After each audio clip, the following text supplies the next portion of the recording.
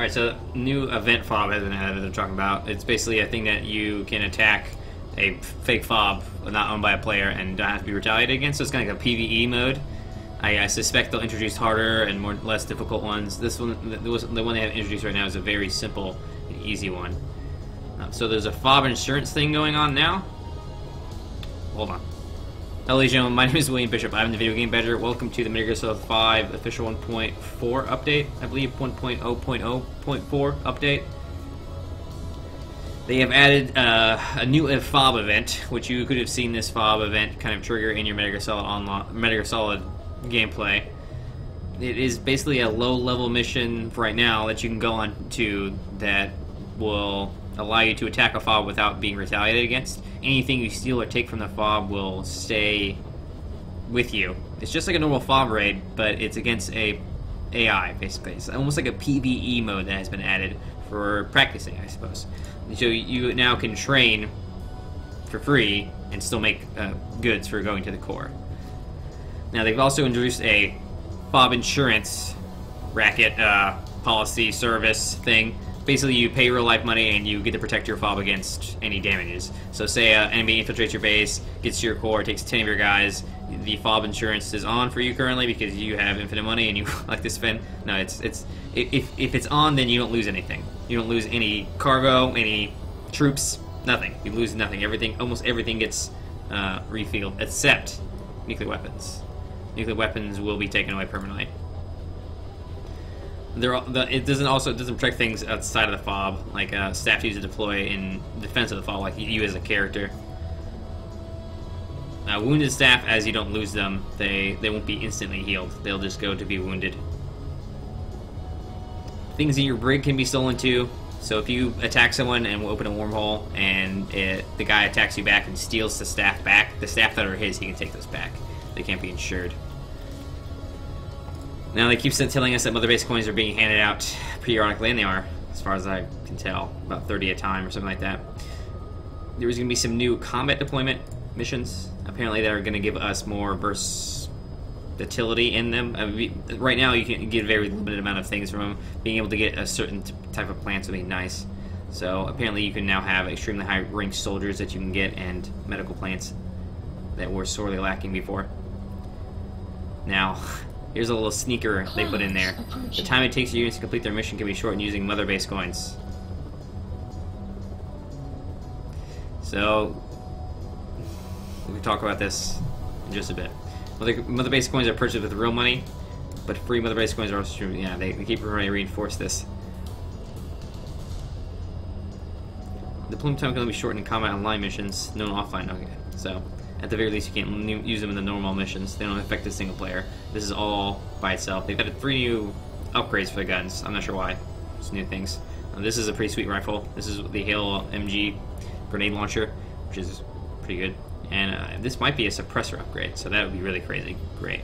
But if it's just a damage or something upgrade, it's not going to be as amazing. So night vision goggles can now be equipped by security team staff, which is interesting.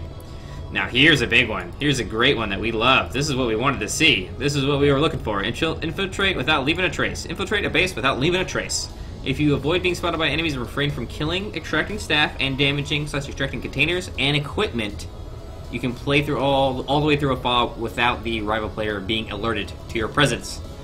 Used to be, the instant you set foot on a fob, the enemy player will send a notification so that he can come defend. Now, sneaky beaky like, you can just stay sneaky, don't destroy any cameras or equipment. Destroy any equipment. I'm not sure if this counts UAVs. Pretty sure it counts cameras. It's gonna be tough to do. So you probably won't be able to do it. At least now when the defender comes, you can't be like, oh, I was totally undetected at the time. That's good. Like it. So you can also just pay to freaking expand your fob or your possibly your mother base. Maybe not your mother base. Maybe only your fob using mother base coins for getting real money to speed up things that would normally take a cooldown or a timer. So they've made some UI improvements, which, yes, I've noticed so far during my play today that there has been some improvements in that. So this is interesting. GMP and materials are greatly increased online. Limits are greatly increased online. I guess the 5 million cap has been lifted, as well as some of the other resources have been lifted, because sometimes you have so much, and you want to accrue more as you get lots of stiff. But also, this is going to encourage other players just to be online, so they can have this. Other elements and stuff have been changes. This is kind of vague. Various balance adjustments, bug fixes. These aren't really notes right here, but that's it. So let's talk about the mother base coin thing, the microtransaction thing. So I know it feels like it really sucks to have these microtransactions going on. Luckily, they don't affect the single player at all. Still, it's basically a Facebook kind of mini game they have going on. I don't know why they decided to do this. It's been very successful in the past, so I guess it's hard to make a game and then not see this huge success that's going on with microtransactions in a full-price game. Full-price game. $60 this game is. So that sucks. Hello, everybody. How's everybody doing? Oh, chat. Chat is great, aren't they? Well, if we can look past the microtransactions, and hopefully PC users will have Metal Gear Solid Online January, maybe we can still be enjoying this game. They don't affect so much. You can speed up your base building. You can speed up your resource gain. It doesn't actually affect the PvP. It just lowers the amount of grinding time. All of them seem to be directly focused at if you want to pay because you have a very limited time, you can just pay and unlock all this stuff if you have real money to do so. Players who don't ever want to touch the real money side of things, they can just ignore it. You'll never notice. It's nothing.